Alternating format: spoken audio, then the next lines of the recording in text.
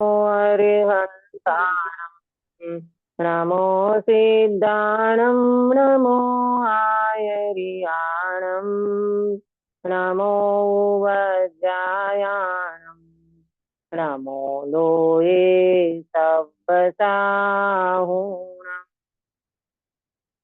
हाँ, प्रेमलता जी। जी दीदी।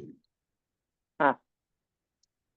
मंगलमय मंगलकरण वीतराग विज्ञान नमो ताहि जाते भये अरहंतादि महान करि मंगल करि हो महा ग्रंथ करन को काज जाते मिले समाज सब पावै निज पद राज इस भव तरु का मूल इक जानहु मिथ्या भाव ताको करि निर्मूल अब करी मोक्ष उपाव करी मोक्ष उपाव।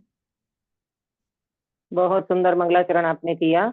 सुबह मंगल प्रभात की मंगल वेला में हमारी चर्चा मोक्ष मार्ग प्रकाशक जी शास्त्र के अंतर्गत 7वें अधिकार में सम्यक चारित्र का स्वरूप अन्यथा स्वरूप क्या है, ये धर्म बुद्धि से धर्म धारक व्यवहाराभासी की पंडित साहब ने जो चर्चा की है और उनमें बहुत विस्तार से ये कैसे मिथ्या चारित्र को सम्यक मानता है, मात्र की क्रियाओं पर उनकी दृष्टि है, परिणाम का और अभिप्राय का उन्हें कोई भी ख्याल नहीं है। मोक्ष मार्ग अभिप्राय के ऊपर आधारित है, अकेला परिणाम और क्रिया से भी नहीं, है ना। मोक्ष मार्ग अभिप्राय के ऊपर आधारित है। क्यों? क्योंकि जब तक जीव का दृष्टिकोण नहीं बदलता, जब तक जीव का अभिप्राय चेंज नहीं होता, तब तक ये जीव वास्तव में अपने जीवन में कुछ भी मोक्ष मार्ग को प्रारंभ नहीं कर सकता। इसीलिए सबसे पहले पंडित साहब ने अभिप्राय के लिए यहाँ पर विशेष ध्यान दिलाया है। परिणाम और अभिप्राय ये दोनों चीजें, तब ही अभिप्राय सुधरेगा तो परिणाम भी सुधरेंगे। अकेले परिणाम को सुधारने जाओगे तो परिणाम सुधर नहीं सकते।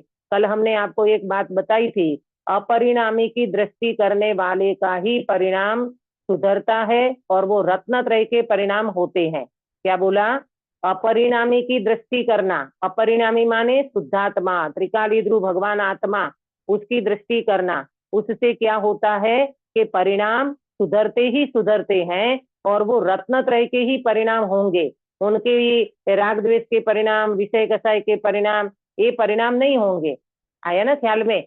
स्वभाव की दृष्टि करने वाले जीव का ही परिणाम सुधरता है, मोक्ष मार्ग बनता है, धर्म का प्रारंभ होता है और वो जीव सच्चे मार्ग में आगे बढ़ता है।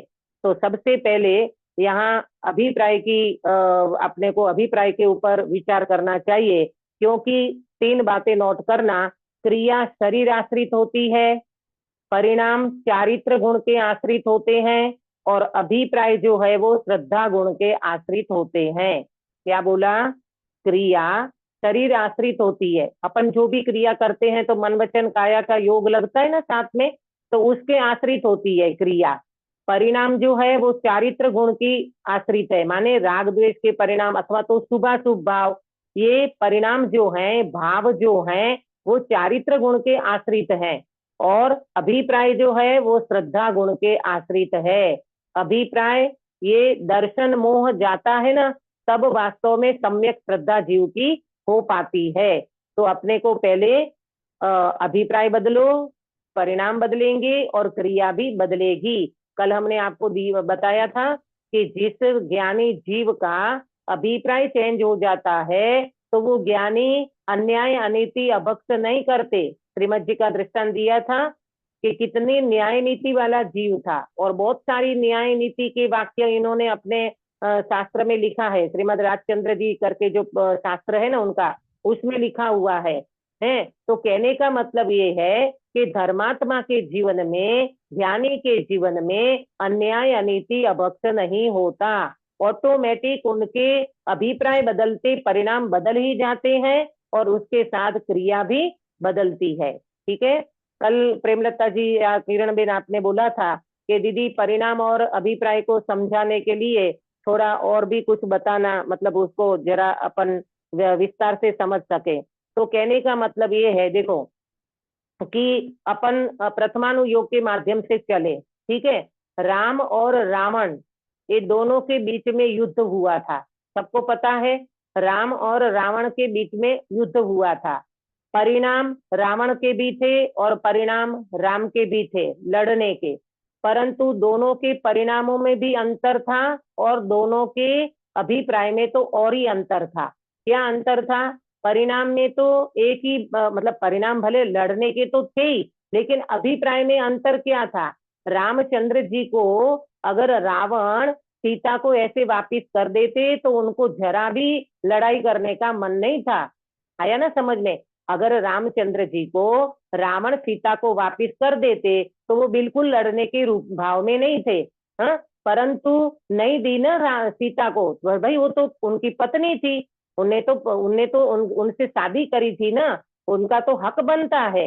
ये पंचम गुणस्थान वर्ती श्रावक की दशा में भी शादी वगैरह के परिणाम आते हैं और वो सब कुछ होते हैं भूमिका अनुसार, तो उसमें लड़ने में कोई वो नहीं था।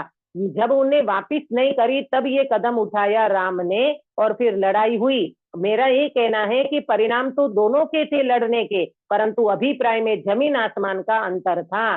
रावण का अभिप्राय सीता ने का था और रामचंद्र जी का अभिप्राय में तो एक ही बात थी कि भाई मुझे मेरी पत्नी है और वो मुझे वापिस चाहिए। और उनके अभिप्राय में और धर्म की अपेक्षा से अगर कहें, मोक्ष मार्ग की अपेक्षा से अगर कहें ना, तो रामचंद्र जी को तो परमाणु मात्र को वो अपना नहीं मानते थे। उनकी श्रद्धा में सीता अपनी नहीं थी, उनकी श्रद्धा में तो भगवान आत्मा अपना मानते थे। ये तो चारित्र की कमजोरी के कारण जो परिणाम आए और उनकी वजह से ये जो भी कुछ हुआ वो वास्तव में एक बन गया, ऐसा मतलब बनाव बन गया, यूं कहो घटना घट गई यूं कहो।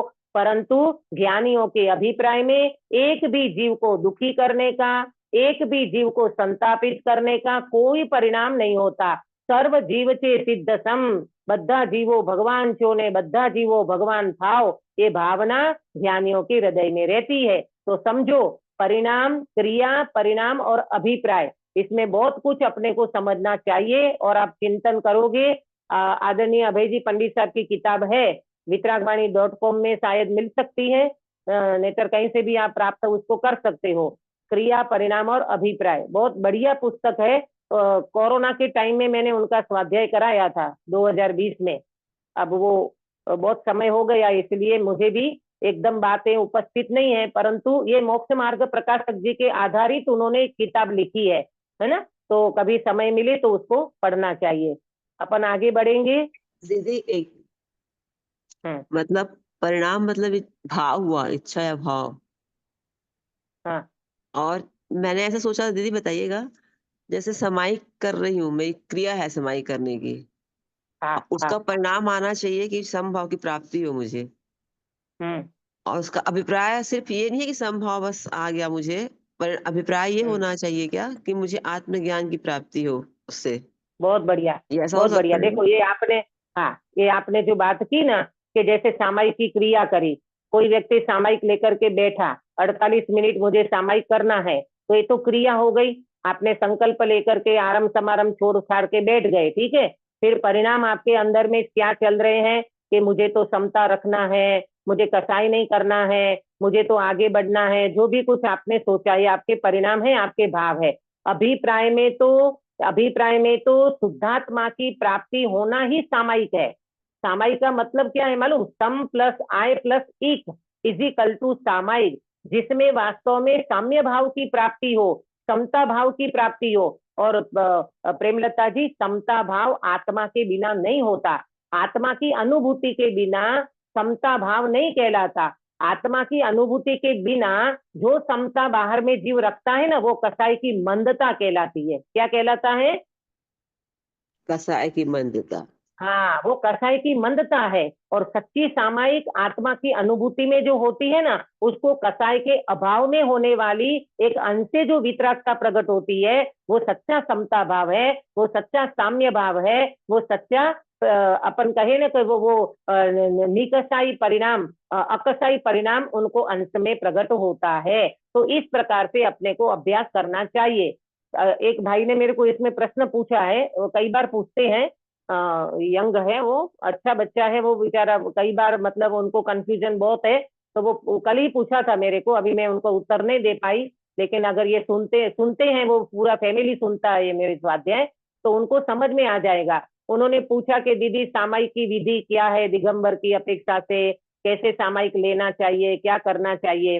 तो मैं तो ये कहती हूँ कि भाई चलो आपको उसका प्रॉपर विधि पता नहीं हो, अब दिगंबर में भी सामायिक का ये जो स्वरूप है, वो इतना ख्याल तो मुझे भी नहीं है। जो क्रिया के रूप में लोग करते हैं, आवर्तन करते हैं चारों दिशा में, उसका नियम वगैरह जो लेते हैं, वो तो जो भी हो। लेकिन भाव परक अगर अपन बात करें ना, तो इसका तो सीधे सीधा मतलब ये निकलता है कि भाई आप 48 मिनट के लिए मोबाइल छोड़ दो, एक कमरे में शांति से बैठो, आरम समारम छोड़ दो, डोरबेल को बंद कर दो, या किसी को बोल दो कि 48 मिनट में सामायिक में उसमें बैठती हूँ, और फिर उसमें आप अभ्यास करो, शास्त्र लेके बैठो, या चिंतन करो, मनन करो, अपना भेद विज्ञान का अभ्यास करो। ये करते करते आपको, जब आप ऐसा भेद विज्ञान का अभ्यास करोगे ना, उस चिंतन मनन के पार ये जो अपना ज्ञान स्वभाव है ना, वो आपको अनुभव में आएगा, उसका वेदन होगा, उसकी फीलिंग होगी, तब आपकी सच्ची सामायिक हो जाएगी। नहीं तो वो सेठ वाली सामायिक सुन रखा होगा आपने, मैंने बताया है कई बार कि सेठ सामायिक लेकर के बैठे थे, और सेठानी को पता था कि इनका तो नियम रहता है। तो वो क्या बोलते हैं उसको, रात्रि का समय था, वो पुराने जमाने में कोई लाइटें तो थी नहीं, तो दीपक में वो घी डालते गए, इसमें डिस्टर्ब ना हो। और उनको रात को पता नहीं प्यास लगी, और वो पानी पानी पानी पानी करते करते वहीं एक कुआं था, उसमें मेंढक बन गए।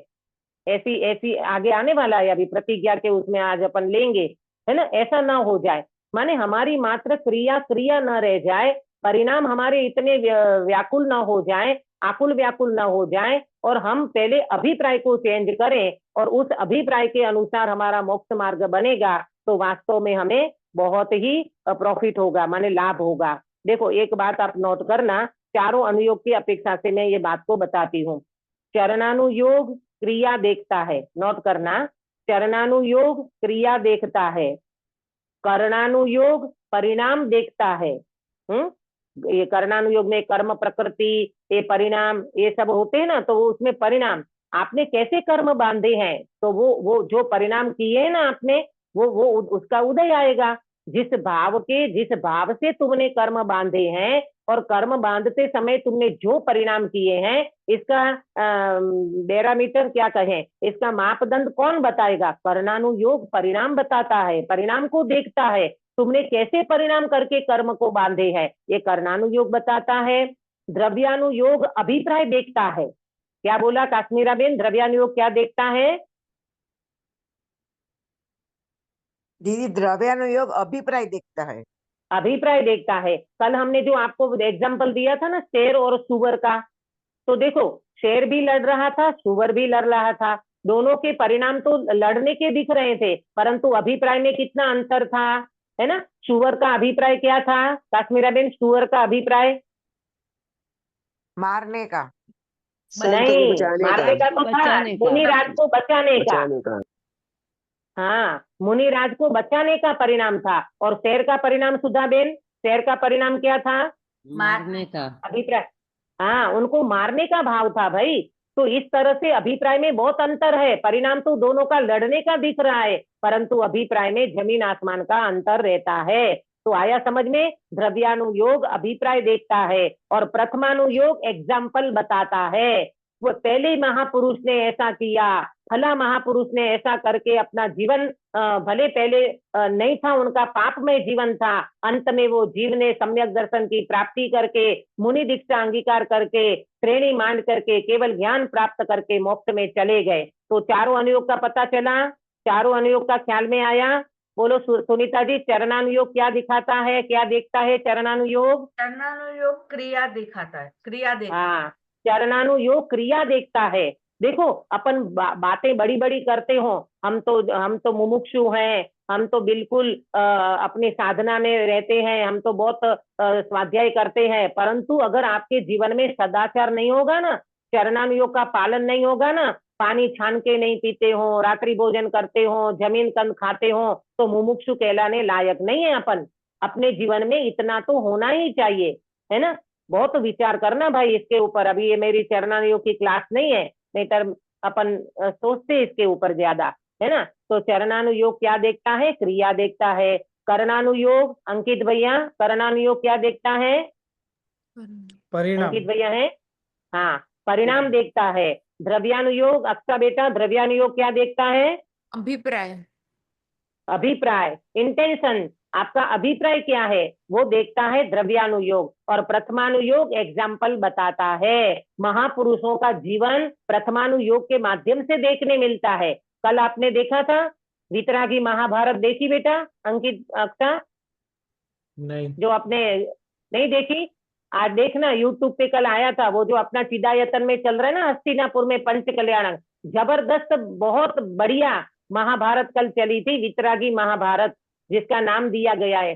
200 बच्चे, मंगलारती के 200 बच्चे, इन्होंने वितरागी महाभारत, देखने लायक है। अपने को कई बार पता ही नहीं रहता गांधारी कौन थी और धृतराष्ट्र कौन था और द्रौपदी कौन थी, ये तो आपको सीमा दीदी ने शायद पढ़ाया होगा, है ना? नहीं, हिंदू महाभारत पर पता है ना दीदी, तो हमने हिंदू रामायण महाभारत और पढ़ी अपने, है ना, हाँ हमने हाँ, महाभारत नहीं पढ़ी है। महाभारत नहीं पढ़ी ना, तो उसमें देख लेना, क्योंकि हिंदू महाभारत और अपने जैन महाभारत में बहुत अंतर है बेटा, है ना? ये आप देख लेना, यूट्यूब पे आएगा वो, आपने उसमें देखना, बहुत मजा आएगा। क्यों? क्योंकि अपने को भी थोड़ा बहुत प्रथमानुयोग का ज्ञान होना चाहिए। कैसे कैसे महापुरुषों ने अपने जीवन में स्ट्रगल किया है, और धर्म के लिए उस जीव ने अपने जीवन में कैसा अभिप्राय और परिणाम रखा है, ताकि पांचों पांडव भले उस समय उनने दुर्योधन के भांजे ने आकर के उनके ऊपर उत्सर्ग किए, परंतु देखो तीनों तो मोक्ष में चले गए, और नकुल सहदेव ने एक जरा सा परिणाम आ गया शुभ भाव का, और 33 सागर के सर्वार्थ सिद्धि में चले गए। इसलिए तो कहते हैं परिणाम और अभिप्राय के ऊपर तो मोक्ष मार्ग टिका हुआ है। दूसरी 3 बातें नोट करो, फिर अपन आगे बात को बढ़ाते हैं। क्रिया बदलती है औरों के लिए, परिणाम बदलते हैं स्वर्ग के लिए, और अभिप्राय बदलता है मुक्ति के लिए। क्या बोला अक्सा बेटा? क्रिया बदलती है औरों के लिए, औरों के लिए। देखना, हमारा थोड़ा ये रहता है अंदर में, कोई व्यक्ति आता है ना तो ऐसा लगता है कि हम औरों को दिखाएं, हमारे उपवास, हमारी सामायिक, हमारे जाप, हमारा तपश्चर्या दुनिया को पता चले, हम औरों के लिए करते हैं। अरे रे भगवान, दुनिया में एक समझ लेना, मोक्ष मार्ग में कोई भी चीज दिखावे के लिए तो होना ही नहीं चाहिए। क्या बोला? मोक्ष मार्ग में कोई भी क्रिया दिखावे के लिए नहीं होना चाहिए। ये प्रदर्शन करने का मार्ग नहीं है, ये दर्शन, आत्मदर्शन का मार्ग है, प्रदर्शन का मार्ग नहीं है। क्रिया कभी भी औरों को दिखाने के लिए नहीं करना। अपन जीव मोटे मतलब कहते ना, ज्यादातर ये जीव धर्म का पता नहीं है, आत्मा का पता नहीं है, स्वरूप का पता नहीं है, तो ये जीव क्या करता है? औरों को दिखाता है। तो क्रिया बदलती है औरों के लिए, परिणाम बदलते हैं स्वर्ग के लिए। आप इतने भाव अच्छे क्यों रख रहे हो? आपके परिणाम आप क्यों अच्छे कर रहे हो? अरे हमें स्वर्ग में जाना है, नरक का डर लगता है। छोटे बच्चे हो ना, उसको पूछो बेटा ऊपर जाना है कि नीचे, तो क्या बताएगा अंकित भैया? हाँ, ऊपर जाना है, ऊपर जाना है, ये बताता है। उसको ये नहीं पता मोक्ष स्वर्ग जाना है, ऊपर जाना है। कहने का मतलब ये है कि परिणाम भी अगर आप स्वर्ग के लिए ही मात्र बदलते हो तो भी आपकी कोई भली भार होने वाली नहीं है। अभिप्राय बदलता है मुक्ति के लिए। हमारा अभिप्राय मात्र मुक्ति के लिए, मोक्ष की प्राप्ति के लिए, सिद्ध क्षेत्र के लिए। माने सिद्ध क्षेत्र का मतलब पहले अपना निज क्षेत्र, निज घर, और फिर ये आत्मा मोक्ष की प्राप्ति करता है, तो मुक्ति के लिए अपना अभिप्राय बदलना चाहिए। तो इस तरह से पंडित साहब ने अपने को यहाँ परिणाम और अभिप्राय की बात को बताई है। आज अपन आगे चर्चा को करेंगे। कल हमने यहाँ से चर्चा को छोड़ा था ना, वही विशेष बतलाते हैं। इसमें एक बात और आई थी जो कल मैंने जल्दी ले लिया था कि क्रिया और अभिप्राय वाली जो बात आई थी ना कि भाई तत्व ज्ञान के बिना कोई महाव्रत आदि का भी पालन करता है तो वो मिथ्याचारित्र नाम पाता है। और एक जीव आत्मज्ञान सहित वो जीव भले एक नौकर जी का प्रत्याख्यान भी नहीं कर पाता, एक छोटा सा नियम भी नहीं ले पाता, तो भी वो जीव असंयत सम्यक दृष्टि नाम पाता है। इसका मतलब क्या हुआ? इसका मतलब ये हुआ कि वास्तव में मोक्ष मार्ग में सम्यक दर्शन से धर्म का प्रारंभ होता है। नहीं तो क्रिया तुम कर लो कितनी भी, तुम चले तो जाओगे। 31 सागर की स्थिति पे द्रव्यलिंगी मुनि ऐसे नहीं चले जाते, बहुत मंद कसाई रहती है, बहुत अच्छी तरह से 28 मूल गुण का निरतिचार पालन करते हैं, जरा सा भी अपने संयम जीवन में दोष नहीं लगाते हैं, तभी तो वो वहां जा पाते हैं। परंतु कहने का मतलब ये है कि वो जीव संसार को निस्तार नहीं कर पाते, भव का अभाव नहीं कर पाते, और भव का अभाव के लिए शरीर से भिन्न, कर्म से भिन्न, कसाई से भिन्न, रागादि से भिन्न ऐसी जो मेरी भगवान आत्मा है, ऐसा जो मेरा शुद्धात्मा है, उसका वेदन करने वाले जीव को मोक्ष मार्ग में एंट्री मिलती है ना। तो योगेंद्री देवकृत जो श्रावक आचार है उसमें एक बात लिखी है कि ये सम्यक दर्शन की भूमिका बिना ये जीव व्रत रूपी वृक्ष नहीं होते। हाँ, व्रत रूपी वृक्ष नहीं होते, इसका मतलब सम्यक दर्शन की भूमि होती है, इसके ही ऊपर फसल होती है, व्रत रूपी वृक्ष इसके ऊपर ही पनपता है, इसके बिना नहीं होता। जैसे नींव के बिना महल नहीं होता है, नींव के बिना महल नहीं होता, भूमि के बिना बीज का फसल नहीं होती है ना, बीज बोया। सम्यक दर्शन के बिना ये जीव व्रत नियम धारण भले कर ले परंतु वो सफल नहीं होता। ख्याल में आया सभी को? अभी आगे बढ़ेंगे आज की चर्चा को। देखो वही विशेष बतलाते हैं 238 मिला पेज नंबर 238 पेज नंबर देखो। हाँ है ना, देखो कितने ही जीव पहले तो बड़ी प्रतिज्ञा धारण कर बैठते हैं। अब सुनना, आज का चैप्टर बहुत कई लोगों को क्वेश्चन भी होते हैं, नियम लेके ना लें, प्रतिज्ञा लेके ना लें, सम्यक दर्शन तो हुआ नहीं है तो इनसे पहले हमें प्रतिज्ञा लेना चाहिए कि नहीं लेना चाहिए। पहले पंडित जी ने प्रतिज्ञा का इतना बढ़िया स्वरूप बताया है, आप ध्यान से सुनोगे आपको बिल्कुल समझ में आएगा। पहले हमारी गलती क्या हो रही है ये महसूस कराएंगे और हमें कैसे प्रतिज्ञा लेना चाहिए ये भी पंडित साहब यहाँ पर बताएंगे। देखो कितने ही जीव पहले तो बड़ी प्रतिज्ञा धारण कर बैठते हैं परंतु अंतरंग में विषय कसाय वासना मिटी नहीं है, इसलिए जैसे तैसे प्रतिज्ञा पूरी करना चाहते हैं। देखो भाई अपनी कैसी नसें पकड़ी है, एक एक नस पकड़ी है। सुनीता जी अपन इसका ऑब्जर्वेशन करेंगे ना तो अपने को बिल्कुल समझ में आ जाएगा कि सही बात है, ऐसा तो हमारे साथ भी होता है। हमने कई बार भावुकता में नियम ले लेते हैं, प्रतिज्ञा ले लेते हैं और बाद में जब समय आता है ना, कभी आप फ्रेंड सर्कल के साथ में गए हो, कभी आप आपके परिवार के साथ गए हो और उसी समय टाइम ऐसा हो गया आपने रात्रि भोजन का नियम ले लिया है, ठीक है, और फिर वो सब लोग आपका नहीं हो पाया, रात्रि भोजन का नियम लिया, शाम का भोजन नहीं हो पाया, प्रतिज्ञा तो ले ली है मैं रात्रि भोजन नहीं करूंगी।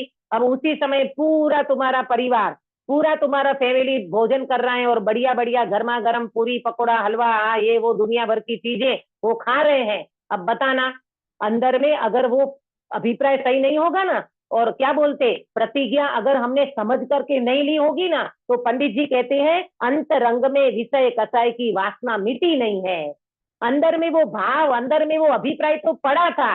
कई बार मालूम क्या होता है, ये बच्चे जो कहते हैं ना हम माँ सती जी महाराज साहब के पास इसलिए नहीं जाते, हमको वो बाधा देते हैं, हमको वो नियम दे देते हैं, तो कई बार ऐसा हो जाता है कि त्यागी व्रती लोग उनको नियम दे देते हैं, इतनी भरी सभा में बोलते हैं बोलो ब्रह्मचर्य का इतना महान अद्भुत महिमा है, कौन लेता है ब्रह्मचर्य, और वो खड़े होकर के दुनिया को दिखाने के लिए ब्रह्मचर्य ले लिया और बाद में उनके परिणाम ढुलपुल हो रहे हैं, विषय कसाय वासना अंदर में वो हो रही है। तो पंडित जी का ये कहना है कि भाई जैसे तैसे प्रतिज्ञा पूरी मत करो।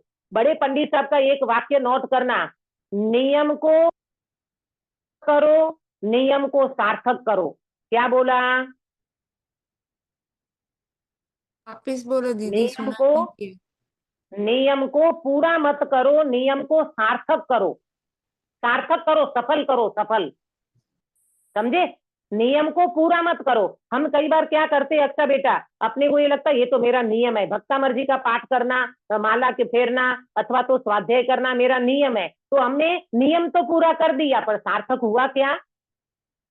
सार्थक करना, सफल करना माने सम्यक दर्शन की प्राप्ति करना, तब जाकर के ये हमारा नियम सफल होता है। तो यहाँ पर क्या बता रहे हैं पंडित जी कि भाई पहले तुमने नियम ले लिया, और नियम तो ले लिया उन्हें बहुत ही उतावल करके, और अंदर में विषय कसाय रूपी वासना मिटी नहीं है, इसलिए जैसे तैसे प्रतिज्ञा को पूरी करना चाहते हैं। वहां उस प्रतिज्ञा से परिणाम दुखी होते हैं। बोलो, अब वो व्यक्ति को रात्रि भोजन का नियम ले लिया था, है, अभी पेट में भूख पड़ी है, बताओ वो इतने सारे लोग भोजन कर रहे हैं, अब उनके परिणाम में क्या होगा?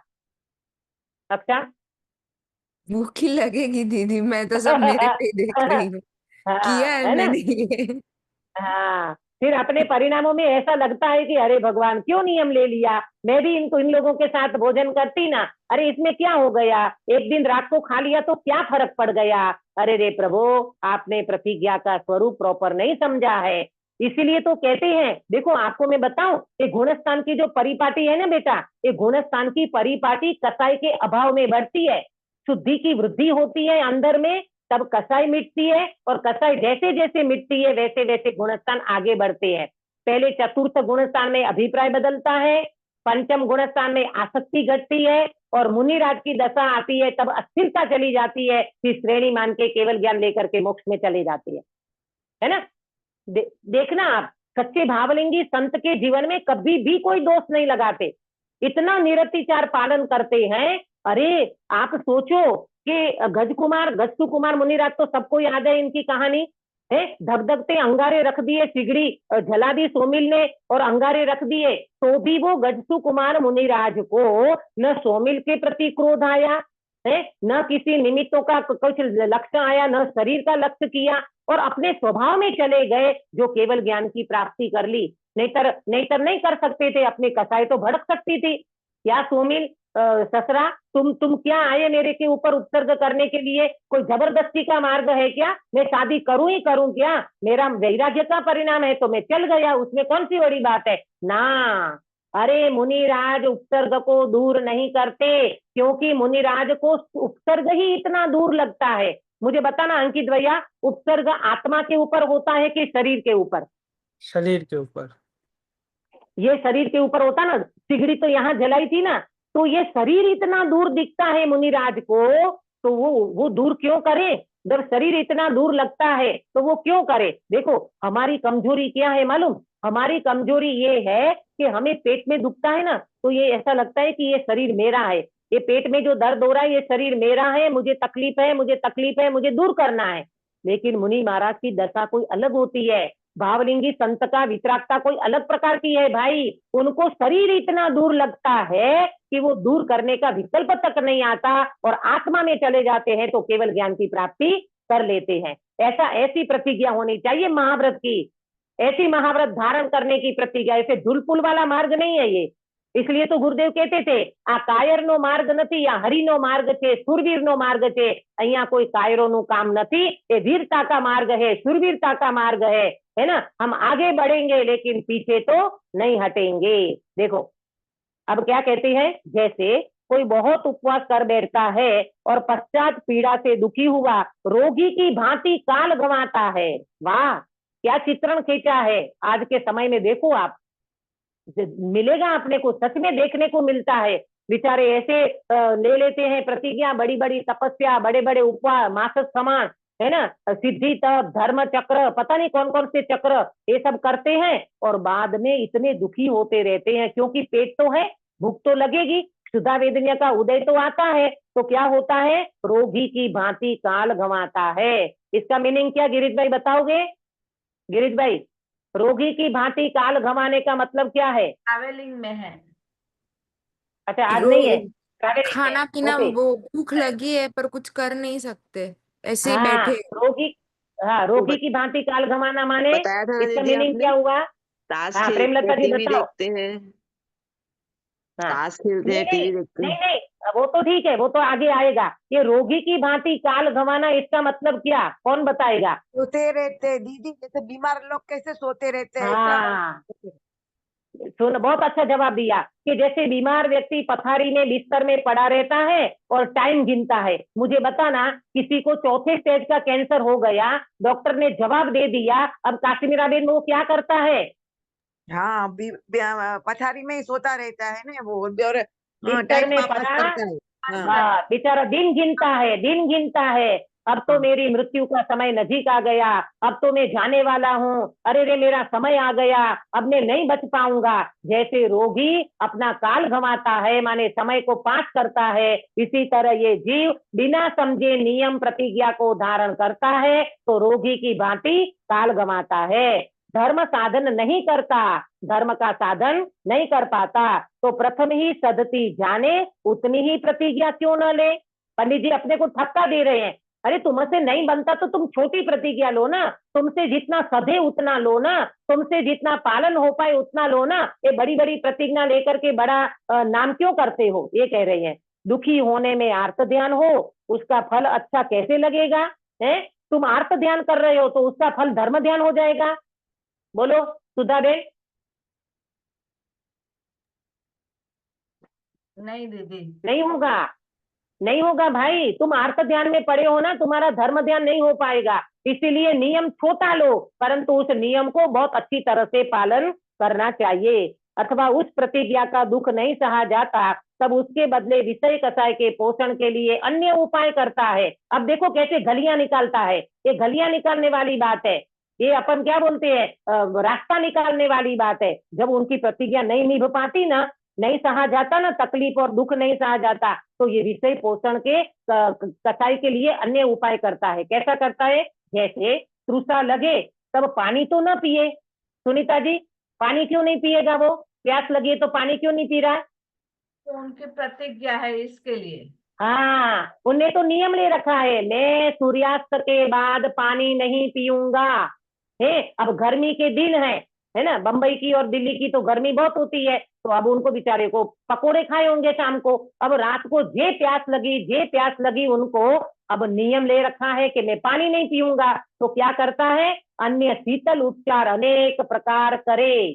कौन बताएगा क्या करे, करता होगा वो शीतल उपचार? पानी तो पीना नहीं है तो क्या करेगा? गीला उसी में कपड़ा सो जहाँ जाओ। बांध देगा, ऐसे सब। हाँ, है ना, ये अपन भी कई बार करते हैं, अपन भी कई बार ऐसा कर लेते हैं। कभी कभी प्यास लग जाती ना रात को, गीली पट्टी लगाएगा, थोड़ा क्या बोलते, मुख से ऐसी हवा को लेगा अंदर में, ताकि उनकी प्यास बुझ जाए। ये अनेक प्रकार का उपाय करता है। वह घृत तो छोड़े, घृत माने घी, घी को तो छोड़ दिया, और अन्य स्निग्ध वस्तु का उपाय करके भक्षण करे। घी का तो छोड़ दिया, पर दूसरी कोई ऐसी चिकनी चौपड़ी चीजें होंगी, उनका भक्षण करता है। इसी प्रकार अन्य जानना, इसी तरह बहुत सारी चीजों में लगाना। पंडित जी ने तो यहाँ एक दो एग्जाम्पल दिया, ऐसे बहुत सारे हम नियम ले रखते हैं, और फिर उसमें अपन गलियां निकालते हैं, रास्ता निकाल लेते हैं, और इस तरह का अपन करते रहते हैं। ये कोई ठिकाना नहीं है अपने नियमों का, ये पंडित जी का कहना है। देखो, यदि परिसह नहीं सहे जाते थे, विषय वासना नहीं छूटी थी, तो ऐसी प्रतिज्ञा किस लिए की? ये अपने को वो पूछ रहे हैं कि तुमने किसने कहा था तुमको ब्रह्मचर्य ले लेने का? अरे तुम्हारी अभी वासना नहीं छूटी है, तो तुम अष्टमी, चतुर्दशी, 10 लक्षण, अष्टानिका, ऐसे छोटे छोटे नियम करो। यावत जीवन नियम ले लिया और बाद में फिर तुम विषय वासना के भावों में रहते हो, तो ये बिल्कुल ठीक नहीं है। ये तो एक ब्रह्मचर्य का। इसी तरह हर चीज में लगाना, रात्रि भोजन में, जमीन कंद में, कपड़ों में, गहनों में, जो जो जो नियम आप ले रखते हो, उनको बहुत बड़ी विवेक से और विचार करके लेना चाहिए। देखो, सुगम विषय छोड़कर हाँ, नियम इसीलिए भी तो लिया, जैसे इसीलिए भी तो लेते हैं ना नियम, के जो चीज हाँ, छूट नहीं रही है वो नियम की हाँ, वजह से छूट जाए। पर अगर वो हाँ, नियम धर्म नहीं समझेंगे तो नियम ले सकते हैं ना, जैसे ये ले सकते, मैं अभी बिल्कुल ले रात्रि सकते। भोजन त्याग कर रही हूँ क्योंकि मेरे से हो नहीं रहा है, तो अभी मैं त्याग करूंगी तो फिर होते हम्म, होते हो जाएगा ऐसे। हो जाएगा, बराबर है बेटा। ये चीज है ना, कल आएगी। कल पंडित जी अच्छा। अब देखो बहुत सारे बिंदु लेकर के ये बात को करने वाले हैं, मैं आपको नोट भी कराऊंगी, है ना। तब अपन उसकी विस्तार से चर्चा करेंगे। यहाँ क्या कह रहे हैं कि तुम्हारे परिसर नहीं सहन होते थे ना, तुमको ये प्रतिज्ञा का नियम नहीं पल रहा था ना, विषय वासना तुम्हारी नहीं छूटी थी, तो किसने कहा था तुमको, है ना, सुगम विषय छोड़कर पश्चात विषय कषायों का उपाय करना पड़े, ऐसा कार्य क्यों करे, है? अच्छा रास्ता था उसको तुमने छोड़ दिया, जो सुगमता से तुमसे पलता था नियम उसको छोड़ दिया, और विषय कषाय करना पड़े, प्रतिज्ञा को भंग करना पड़े, प्रतिज्ञा में छूट छाट लेनी पड़े, ये सारा क्यों करना पड़े भाई? वहां तो उल्टा राग भाव तीव्र होता है, मालूम, वहां तो राग भाव तीव्र होता है। कई लोग क्या करते मालूम, कई लोग ये सोचते हैं हम आलू तो नहीं खाते, पर केले की चिप्स बनते ना, केले की चिप्स, उसमें आलू के भाव रख करके खाते हैं तो उतना ही पाप लगेगा। राग तुम्हारा तीव्र पड़ा है, भले तुम केले की चिप्स खा रहे हो, कल्पना किसकी करते हो, कल्पना किसकी कर रहे हो, आलू के चिप्स की कल्पना करके खा रहे हो ना, तुमको वही दोष लगता है। इसलिए मैं तो हमेशा कहती हूँ आप नियम छोटा लो, समझ करके लो, विवेक से लो, परंतु उनका पालन बहुत दृढ़ता से करना चाहिए, नियम का भंग कभी नहीं करना। कल इसमें चर्चा आने वाली है, बहुत अच्छे बिंदु पंडित जी ने निकाले हैं। अथवा प्रतिज्ञा में दुख हो तब परिणाम लगाने के लिए कोई आलंबन विचारता है, अथवा प्रतिज्ञा में दुख हो तब परिणाम लगाने के लिए कोई आलंबन विचारता है। कैसे? जैसे उपवास करके फिर क्रीड़ा करता है। देखो अब उन्हें नियम ले रखा है ना उपवास का, तो अब उनका टाइम पास नहीं हो रहा है तो वो क्या करता है, ताश खेलता है, कैरम खेलता है, और तुम्हारी क्या क्या गेमें हैं, वो वीडियो गेम होती है, क्या होती है वीडियो गेम, ये मोबाइल में खेलते हैं, वो खेलते हैं, ऐसा सब करते हैं। कितने ही पापी जुआ आदि कुव्यसनों में लग जाते हैं, कितने लोग ऐसे होते हैं अट्ठाई कर लेते हैं, सोल भर मास भ्रमण करते हैं, और पूरा श्रावण महीना क्या करते हैं, जुआ खेलते हैं। हमारे जैन समाज में ऐसे ऐसे ऐसे व्यक्ति पड़े हैं प्रभु, ये अपने को बहुत समझना चाहिए। मैं किसी की निंदा आलोचना के लिए नहीं कहती हूँ, परंतु अपना अभिप्राय चेक करना चाहिए, परिणाम चेक करना चाहिए, तब ये क्रिया में आगे बढ़ सकता है ये जीव। अभिप्राय के बिना तो कुछ समझ में नहीं आएगा। अथवा सो रहना चाहता है, नहीं करो तो देखो उपवास वालों को नींद ज्यादा आती है, कई बार ऐसा देखना आप, उपवास वाले को नींद ज्यादा आती है ना, वो उपवास अच्छे से कर पाते हैं। क्यों? टाइम निकाल देंगे, टाइम में निकालेंगे टाइम, सुनीता जी, उपवास वाले सोने में, हाँ सोने में समय ज्यादा निकलता है, और वो सोते रहेंगे ना, रात तो निकलेगी, दिन में भी सो जाएंगे, तो एक दिन का उपवास हो गया, फिर एक दिन का, फिर एक दिन का, ऐसे करते करते मास भ्रमण भी हो जाता है।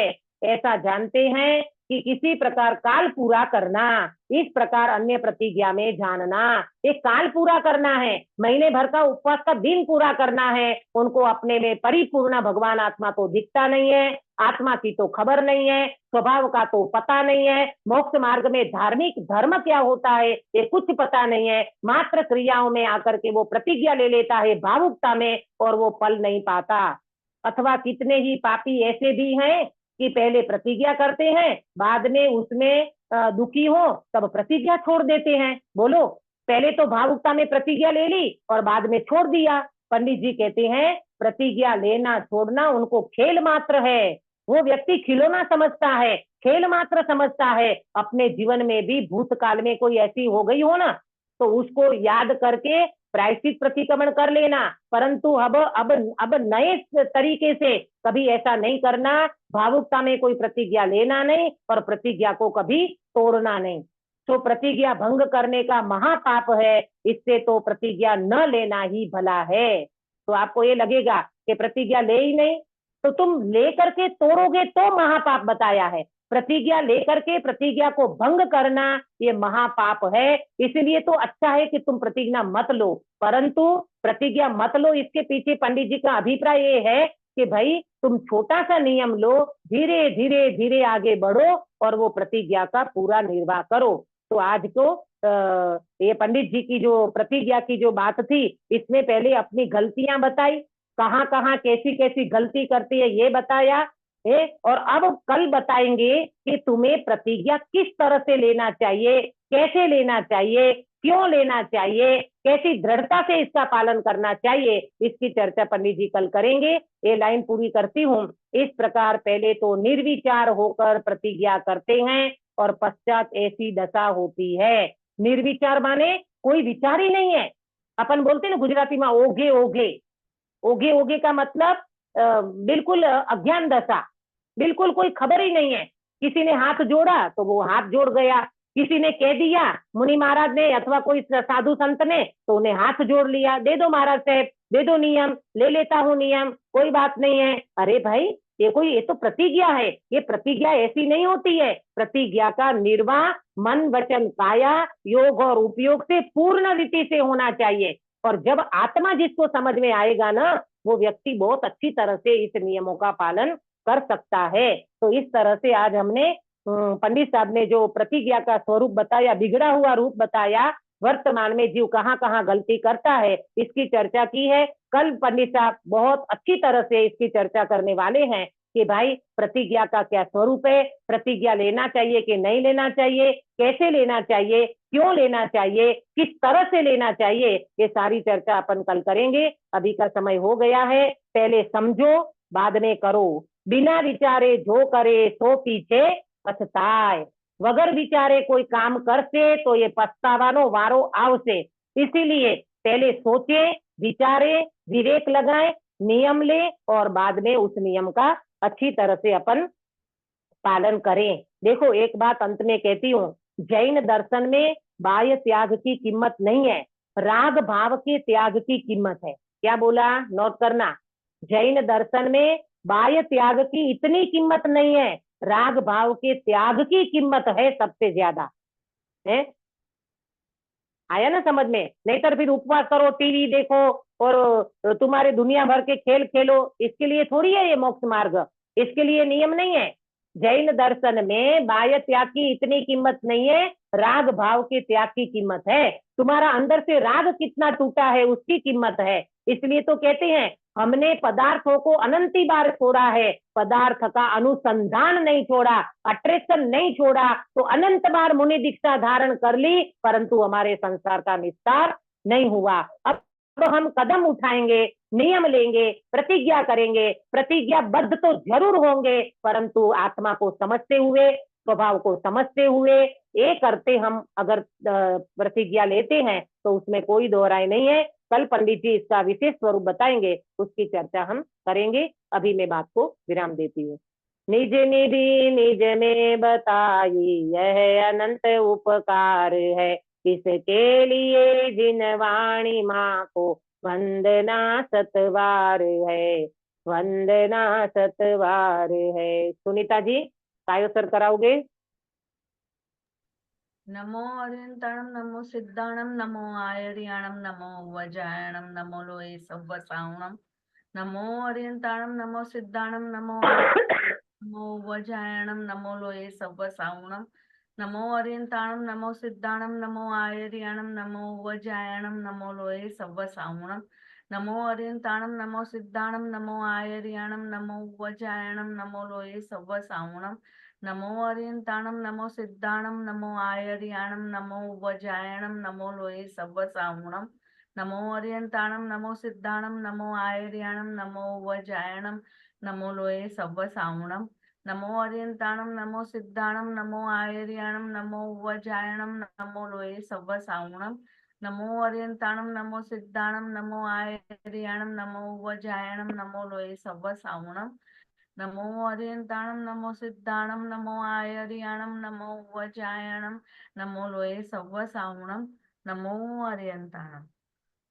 बोलो अंतर्मुख मुद्राधारी सर्व जिनेन्द्र भगवान की जय हो।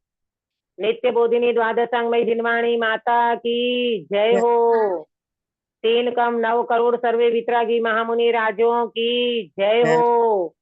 परम अहिंसामय वितरागी जैन धर्म की जय हो। सभी को जय जिनेन्द्र। जय जिनेन्द्र। कल का